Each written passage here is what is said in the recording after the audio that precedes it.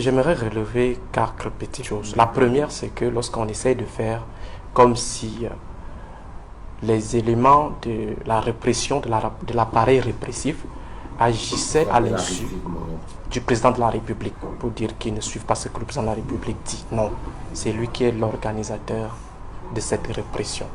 Les réflexes autoritaires permanents dans l'agir politique du politique central sont entretenus et encouragés par le président de la République lui-même.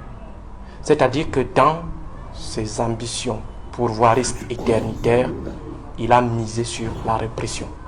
La répression, elle n'est pas seulement contre-offensive, elle est également préventive dans la mesure où il faut insérer dans la carte mentale des Camerounais que quiconque osera parler du nom du président en vain ou lorgnera son pouvoir sera soumis à ce genre de sévices. Donc ce sont des sévices exemplaires au-delà de la dimension correctionnelle, suivant la logique de l'ordre dominant.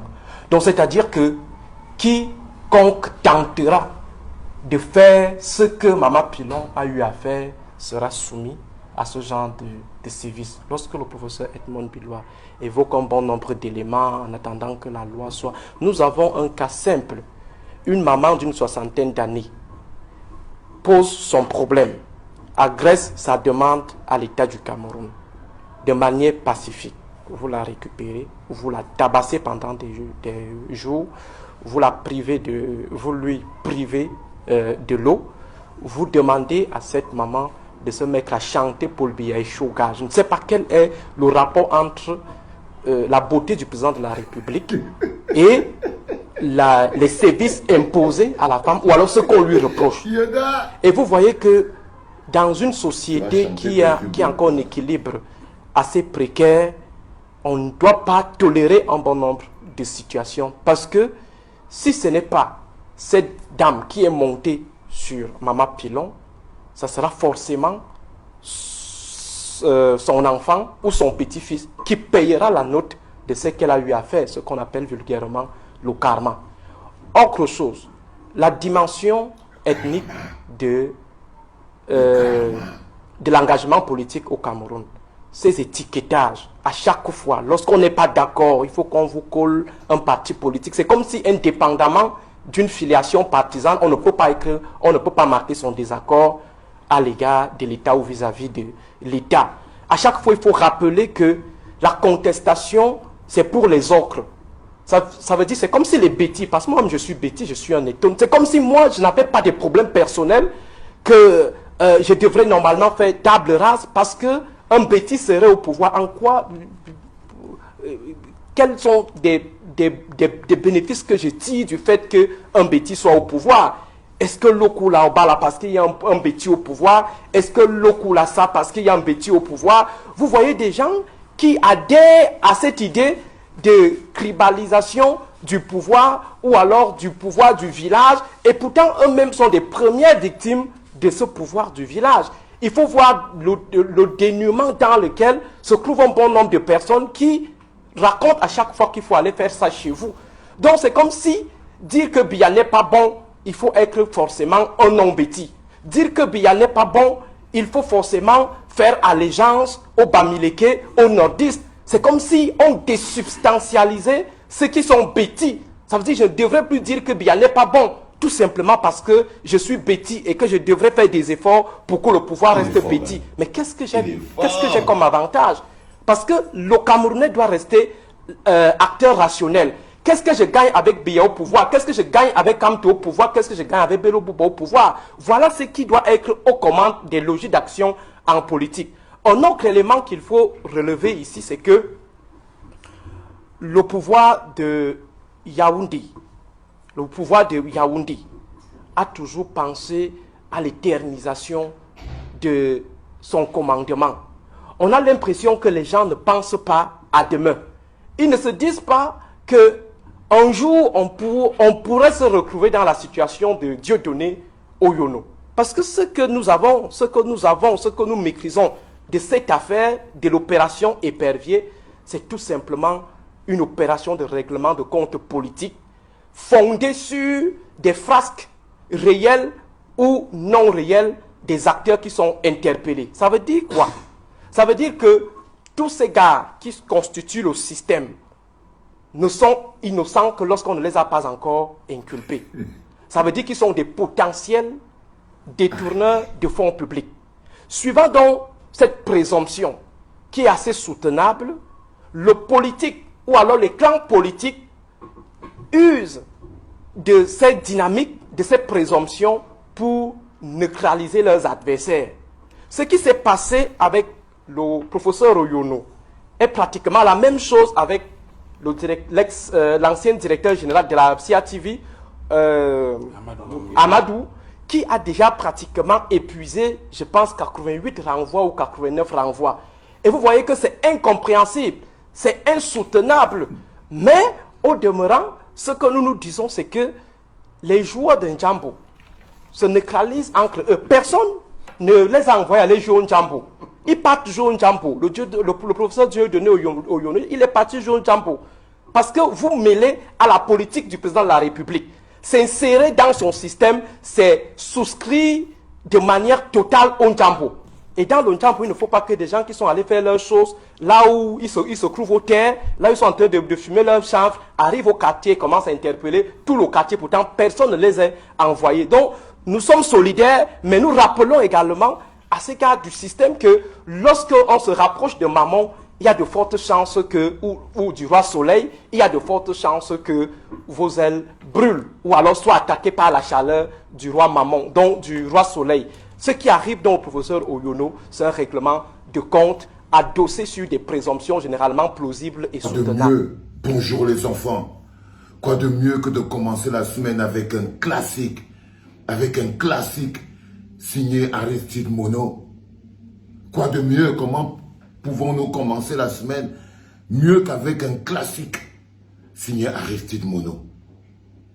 Première chose qu'il dit et de manière claire, aller se mêler au système de Pomba, ça veut dire c'est souscrire au Njambo.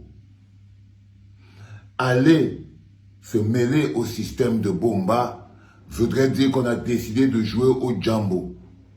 Il ne faut donc pas venir pleurer d'or. Ça, c'est quand il parle de Dieudonné Oyono, un bonhomme que Pomba avait mis en prison parce qu'il a volé. Mais tout le monde, ce que Aristide Mono essaie encore de dire, c'est que tout le monde qui est là est déjà coupable. Parce que quand tu joues au Njambo, il t'arrive des problèmes. Mais ils ne sont coupables, ils sont coupables, ils sont innocents jusqu'à ce moment où on les épingle. Deuxième chose qu'Aristide Mono essaie encore de clarifier dans cette capsule pleine d'enseignements. Parce que quand tu finis d'écouter ça, tu n'as plus besoin de comprendre quelque chose. C'est arrêter de nous bassiner les oreilles avec les histoires de l'entourage de Pomba. La substance de cette capsule d'Aristide Mono a ceci pour te vous expliquer que vous ne pouvez vous insérer dans le système de Pomba que si vous êtes une arme de répression. Que la répression est le mode de communication de Pomba. Si vous ne savez pas réprimer, vous ne pouvez pas vous insérer dans l'administration et dans le système de Pomba. La plupart des gens qu'on appelle les brebis galeuses dans les commissariats ou bien dans les centres où on amène les gens, c'est les chefs qui donnent les ordres. Donc les brebis galeuses, c'est généralement ceux qui sont venus là parce qu'on les a pris au village pour les nommer là. Je vous disais par exemple que vous entrez dans un commissariat, vous voyez quelqu'un qu'on est parti ramasser à Messamana, à Yemkout, à Angolmokong, il chassait son rat. Quand il vient travailler, il est sûr et certain que c'est parce que son nom a été pris dans la liste du village. Donc il n'est pas au service. Il n'est pas au service de nous autres. Il est au service de Pomba. Et il n'est jamais puni pour avoir réprimé quelqu'un qui a manifesté, simplement parce que c'est son travail. Parce que c'est lui. Donc le coup que Pomba est bien, mais son entourage est mauvais. La capsule d'Aristide Mono vient mettre hors jeu, totalement hors jeu, cette figure de style. Non. Nous sommes des gens qui sont les bras, les pieds, les mains et la volonté de Pomba. On n'a jamais arrêté quelqu'un parce qu'il avait violenté quelqu'un. Un préfet, un sous-préfet, a bolé avec une gars, il est toujours sous-préfet à l'heure-ci. Mamkoui a bolé avec un moula dans son bureau, il est toujours là. Il n'y a pas quelqu'un qui travaillait pour Pomba, qui a fait la répression, qui a piétiné, qui a écrasé, qui a manqué au nom de Pomba et qui s'est retrouvé en train de payer de ses actes. Parce que Pomba ne s'entoure que des gens capables d'être à la hauteur de sa répression. Ceux qui peuvent être à la hauteur de son niveau de répression. C'est pour ça que ses meilleurs amis, c'est les Bamkoui, c'est les Fauchivé, c'est les Tanganji, c'est des gens comme ça. Ils ne s'entourent que ceux qui ont une capacité de répression solide. Ceux qui ont une capacité de répression énorme, c'est ceux-là qui intéressent Pomba. Parce que c'est de leur capacité de répression dont il a besoin. C'est de leur capacité de faire comprendre aux gens très vite ce qu'ils ne doivent plus jamais faire. C'est leur capacité à faire tout ça qui fait qu'ils sont importants pour Pomba. C'est ce que Aristide Mono essayait de dire. Et il essayait aussi de dire que quand on a sur la table un dossier comme celui de Maman Pilon, Biboun Isaac, Alain Foguet, Mispa, Awassoum et tous ces gens aujourd'hui, ces soldats de la liberté qui sont en train de croupir dans la brousse à cause de Pomba. Il ne faut pas venir nous déranger avec les histoires de Dieu donné au Yono. Parce que nous ne faisons pas partie de la même mafia. C'est aussi ça que Aristide Mono essaye de dire. Aristide Mono essaye aussi de dire en conclusion. Il le dit de manière claire que si au moins le fait qu'il soit étonné, moi étonne les autres, le fait que ça nous donnait quelque chose, c'est-à-dire qu'il ne comprend pas. Aristide Mono ne comprend pas comment on peut lui expliquer que parce qu'il est étonné, il doit automatiquement soutenir Pomba. Et que si jamais, lui, on coupe l'eau, on coupe le courant, il n'y a pas d'hôpitaux, il n'y a pas de piment, il n'y a pas d'électricité, il n'y a rien, il n'y a pas de route, il n'y a pas de pont, il n'y a rien. Et lui se plaint de ça, on lui dit directement qu'il est devenu l'esclave des Bamileke. C'est ce que Pomba, c'est ce que Aristide Mono essaie de dire de manière claire et précise. On s'est compris sur beaucoup de choses, mais cette capsule était un pur bonheur. Il n'y avait pas mieux pour commencer le lundi. C'était papa. Bon début de semaine.